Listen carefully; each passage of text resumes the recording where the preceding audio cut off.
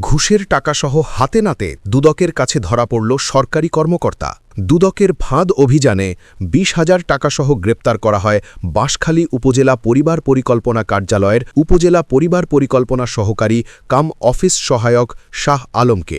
দুদক চট্টগ্রাম ২-এর উপপরিচালক রিয়াজউদ্দিন বিষয়টি নিশ্চিত করেছেন। তিনি জানান, অফিস সহায়ক শাহ আলমের বিরুদ্ধে দীর্ঘদিন ধরে বকেয়া ভাতাদি ও পেনশনের সরকারি টাকা পাওনা সংক্রান্ত কাজকর্মে হয়রানি ও ঘুষ চাওয়ার লিখিত অভিযোগ করেন একই অফিসের সাবেক অফিস সহায়ক কাম নিরাপত্তা প্রহরী আ.ন.ম.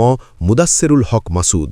অভিযোগের প্রেক্ষিতে কমিশনের অনুমোদনক্রমে দুদক সমন্বিত জেলা কার্যালয় চট্টগ্রাম ২ থেকে একটি ফাঁদ অভিযান পরিচালনা করা হয় এবং অভিযুক্তকে ২০,০০০ টাকা ঘুষ গ্রহণকালে হাতে নাতে গ্রেপ্তার করা হয়। এ ব্যাপারে মামলা প্রক্রিয়াধীন বলে জানান তিনি। সূত্র জানায়, চাকরি থেকে অবসরকালীন চতুর্থ শ্রেণীর কর্মচারীর কাছ থেকে অফিসের কাগজপত্র ঠিক করতে ৯০,০০০ টাকা দাবি করেন। প্রথম দফায় ব্যাংক চেকের মাধ্যমে কিছু টাকা দেওয়া হয়। বারবার চাপের মুখে আবারও ২০,০০০ টাকা নগদ দেওয়া হয়। সমন্বিত দুদকের টিম অভিযান চালিয়ে ড্রয়ার থেকে টাকাসহ তাকে আটক করা হয়। এ সময় অফিসের বিভিন্ন কাগজপত্র জব্দ করা হয়েছে।